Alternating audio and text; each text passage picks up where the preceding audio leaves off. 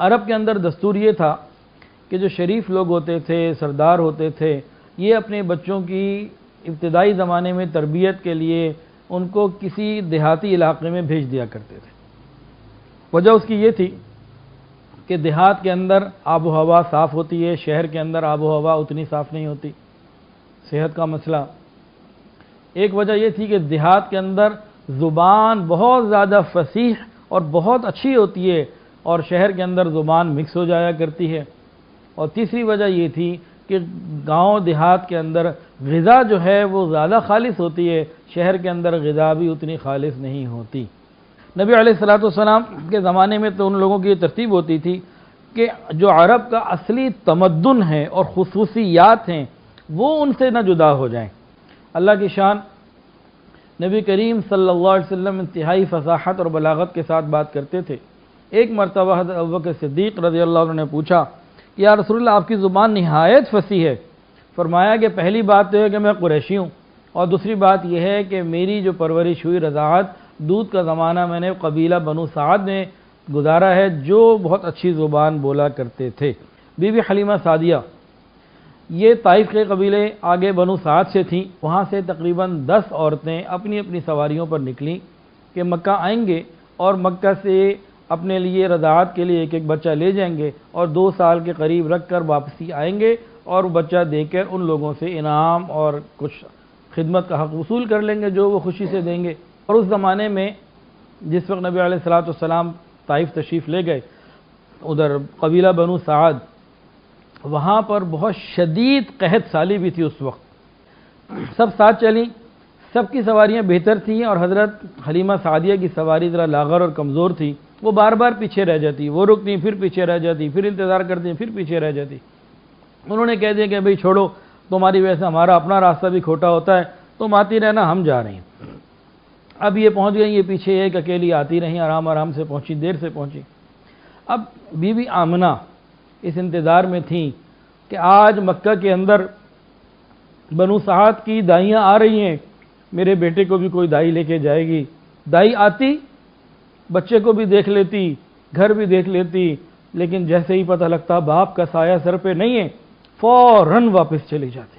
Be be Amna تو پہلے ہی مغموم تھی کہ میرے بیٹے محمد کے لیے والد کا سایہ آج نہیں ہے، اور ہر آ کر جانے والی یہ دائی بی بی آمنہ کے غم کو زیادہ کر دیتی۔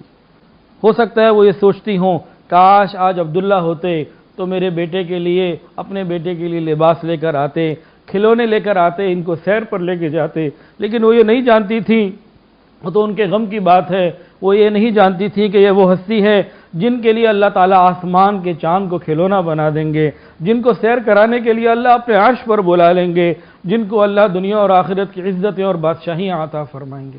وہ یہ بات نہیں جانتی تھی۔ اب حلیمہ سعدیہ دیر سے پہنچی، جب پہنچتی ہیں تو معلوم ہوا کہ اب بچہ اور کوئی نہیں رہا، صرف ایک ہی رہ گیا، اور وہ بھی یتیم۔ دونوں میاں بیوی میں مشورہ ہوا کیا کریں۔ انہوں نے کہا میں دیکھوں گی تو ضرور، ہو سکتا ہے اللہ تعالیٰ ہمیں اس میں کوئی برکت دے دے۔ شوہر نے بھی یہی کہا کہ ہاں اللہ تعالیٰ ہو سکتا ہے ہمیں اس میں کوئی برکت دے دے، اس کو دیکھو تو صحیح۔ یہاں علماء نے فرمایا انا عند ظن عبدی بھی، اللہ فرماتے ہیں نا جو جیسا گمان کرے گا ویسا اس کے ساتھ معاملہ ہوگا۔ پہلے والوں نے مال کا گمان کیا کہ باپ نہیں ہے، مال نہیں ملے گا، بی بی حلیمہ اور اس کے شوہر نے برکت کا گمان کیا اور اللہ نے برکتیں ایسی دیں کہ وہ دنیا دیکھتی رہ گئی۔ اب بی بی حلیمہ آتی ہیں، وہ خود بتاتی ہیں کہ جیسے ہی میں آئی ہوں اور میں نے محمد کو دیکھا، آپ کے اوپر ایک چادر غالباً سبز رنگ کی چادر پڑی ہوئی تھی، اور جیسے ہی وہ چادر ہٹائی گئی اور میں نے دیکھا، نبی علیہ السلام نے بھی آنکھیں کھولی، میں نے بھی دیکھا، آنکھیں جب 2 اور 2 4 ہوئیں تو مجھے تو ان کی مسکراہٹ ایسی تھی، جاذبیت اور کشش ایسی تھی کہ میں تو دل دے بیٹھی کہ نبی علیہ السلام دیکھتے ہی مجھے مسکرائے، اور پھر میں نے سینے سے لگایا اور میں خوش ہو گئی، اور میرے دل میں یہ بات پیدا ہو گئی کہ ٹھیک ہے باپ نہیں ہے، چلو ہمیں مال تو نہ ملے گا، لیکن اس معصوم محمد بچے کی مسکراہٹیں ہمارے دل کو تسلیاں دیتی رہیں گی۔ اب بی بی حلیمہ جب آئی ہیں تو نبی علیہ الصلوۃ والسلام کے دادا سے ملاقات ہوئی، انہوں نے پوچھا نام، کہ حلیمہ، بڑے خوش ہوئے کہ حلیمہ حلم سے ہے۔ اس کے بعد پوچھا تمہارا قبیلہ کون سا ہے، انہوں نے کہا بنو سعد، تو وہ بہت خوش ہو گئے کہ نام حلم سے ہے اور قبیلہ سعادت کے ساتھ ہے، تو میرا بچہ تم ضرور لے جاؤ، مجھے بھی اس کی خوشی ہوگی۔ تو آج ایک بچہ اپنی ماں سے جدا ہو کر بی بی حلیمہ کے پاس کچھ عرصے کے لیے جا رہا ہے، ماں کے دل سے کتنی دعائیں نکلی ہوں گی۔ غور کیجئے، تاریخ پہ غور ڈالیے، نظر ڈالیے، کیا اس سے پہلے بھی کبھی ایسا ہوا کہ کوئی بچہ ماں کی دعائیں لے کے گیا ہو اور اللہ نے اسے عزتیں دے دی ہوں؟ تو دو بچوں کے واقعات پچھلی تاریخ سے سن لیجئے۔ ایک بچے کا نام ہے اسماعیل علیہ السلام۔ حضرت ابراہیم نے فرمایا کہ ہاجرہ بیٹے اسماعیل کو تیار کر دو، بڑے کی ملاقات کے لیے جانا ہے۔ بی بی ہاجرہ نے تیار کیا ہوگا، اور تیار کر کے جب بھیجا ہوگا تو کتنی دعائیں مانگی ہوں گی، دل سے دعائیں نکلی ہوں گی۔ یہ بچہ جو ماں کی دعائیں لے کے گھر سے نکلا، جب گھر سے نکلا تو فقط اسماعیل تھا، جب واپس آیا تو ذبیح اللہ بن چکا تھا۔ تو ماں کی دعائیں ہوا کرتی ہیں۔ ایک اور واقعہ سنیے، حضرت موسیٰ علیہ السلام، جب اللہ نے ان کو حکم دیا کہ بچے کو پانی میں ڈال دو تابوت میں رکھ کر، وہ بچہ جب ماں سے جدا ہو رہا ہوگا، ماں کے دل سے بچے کے لیے کیسی دعائیں نکل رہی ہوں گی، کیسی تڑپ اور لگن ہوگی۔ لیکن ماں جو آج دعائیں دے رہی ہے، یہ بچہ ماں کی دعاؤں کے ساتھ نکلا، فرعون اور اس کی قوم سے نکل کے، اور سارے حالات میں بچتا بچاتا ہوا۔ ایک وقت ایسا آیا کہ ماں کی دعائیں ایسے لگیں، اللہ نے کلیم اللہ بنا دیا۔